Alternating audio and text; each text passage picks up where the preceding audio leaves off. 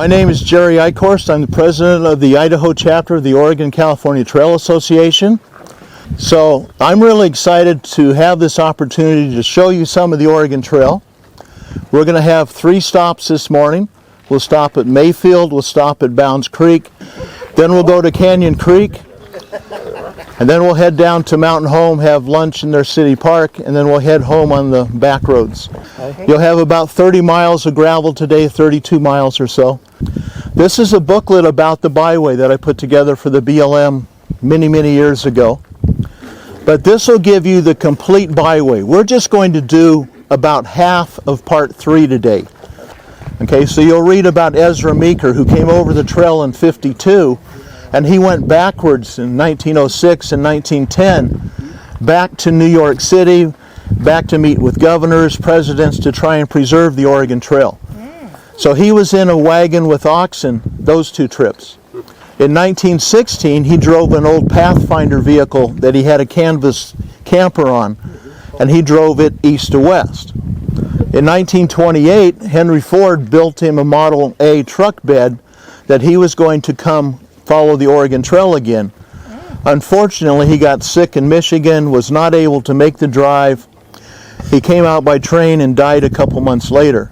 That vehicle's never been found. But there is history with antique cars on this route that you'll be driving today.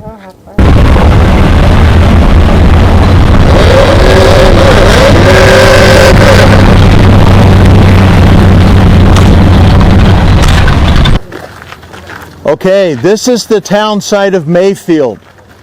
This area was one of the first places that people homesteaded in southwest Idaho, 1865. So it was pretty early. Obie Corder had a little store. You'll see that over here on the left. A stone store, and he also had a house, and he raised horses over here in the pasture land. He became pretty famous in the area. They stayed out here till the early 1900s. But this community hall behind me was built in about 1916 by a guy out of Kuna. When they did the flooring on it, they had no way to rip the boards narrower. So there's a 2-inch gap down the middle that you had to step over for the dances. They had dances out here till the early 1960s. If you go back to the old newspaper ads, they were still advertising dances to about 63. Bands like the Mystics out of Boise and stuff would come out. And they'd have some pretty good parties out here. The sheriff was out here regularly to break up the fights. There's even a newspaper account that the women were fighting. But unfortunately, some of the people were drinking and then driving and getting in accidents on these roads on the way back. Across the road over here is the old teacher's house and the schoolhouse. Those were brought in from the town of Orchard in the early 60s. And like I say, you've got the old store and an old stable that's broken down off in the distance here. So we're going to continue on this road to Bounds Creek. Go ahead and look in here. Picture this 30 years ago when I first saw it as having velvet curtains up on the stage. The floor was still intact. The roof was still intact. Now this is probably going to have to be torn down. And unfortunately, there's a huge development plan for this area. 2,000 plus houses in this valley, along with buildings and stores and offices. Okay, it's going to totally change this area.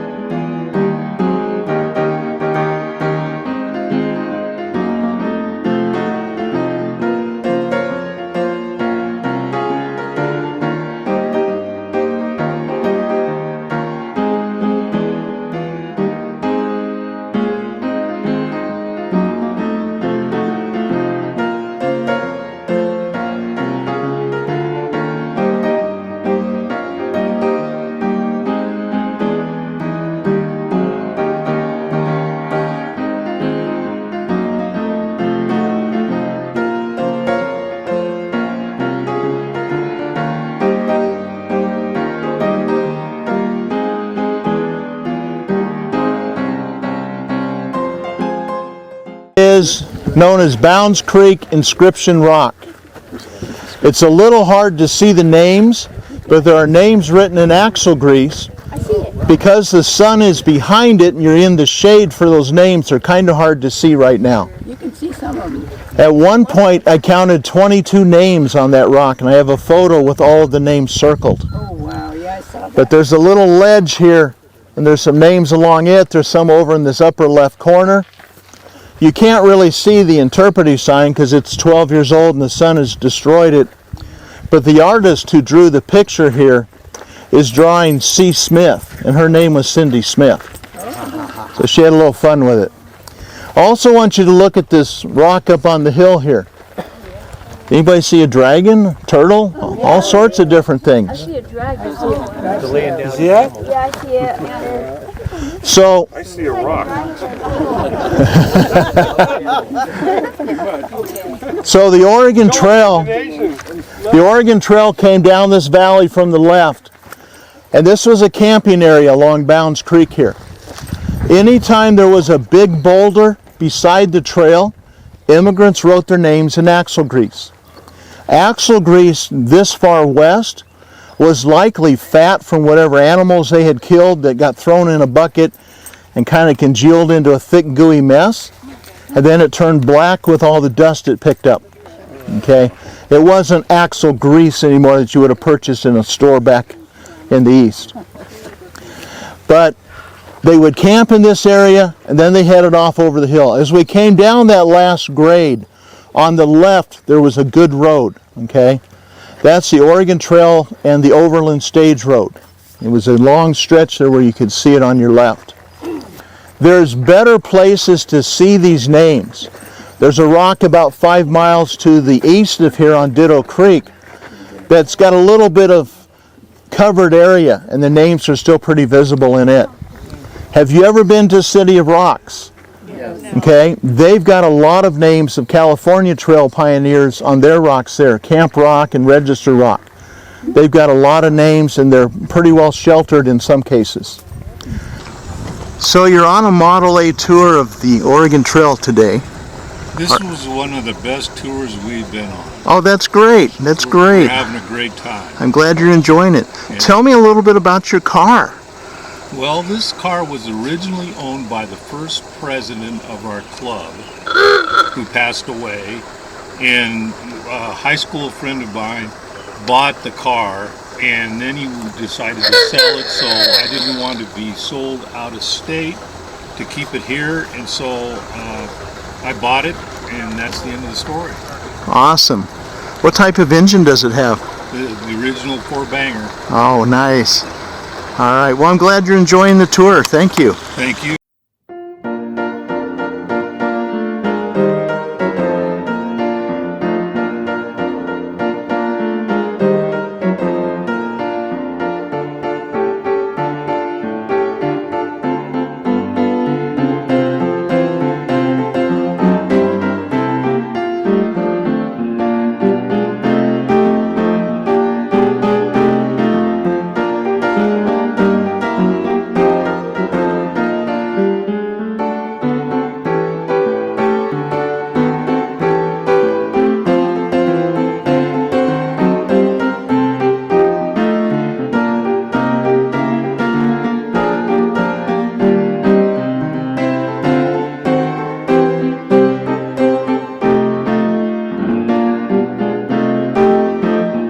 This is the Canyon Creek Valley. There's a year-round stream over here on the east side of the valley. It's surrounded by steep cliffs.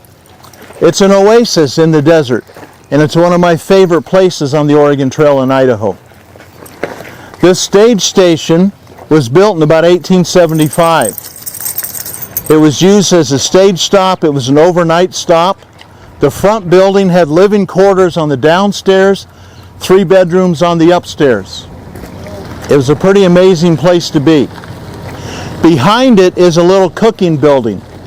There was a covered drive between the two, so you could get out of the wagon and be protected from the weather. This valley was often filled with teams of freighters and stagecoaches, and of course all the manure.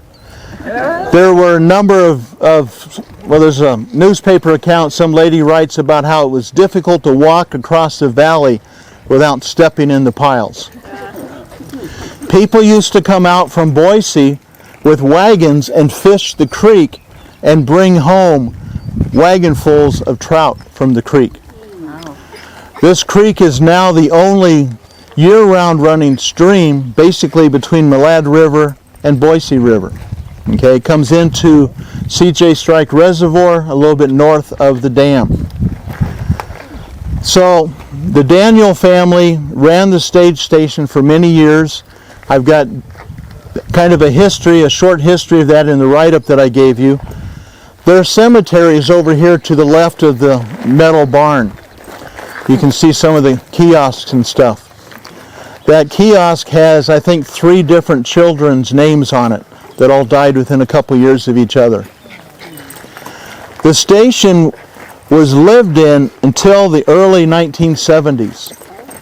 And on December 24th, 1974, I believe it was, they had a fire and the station burned.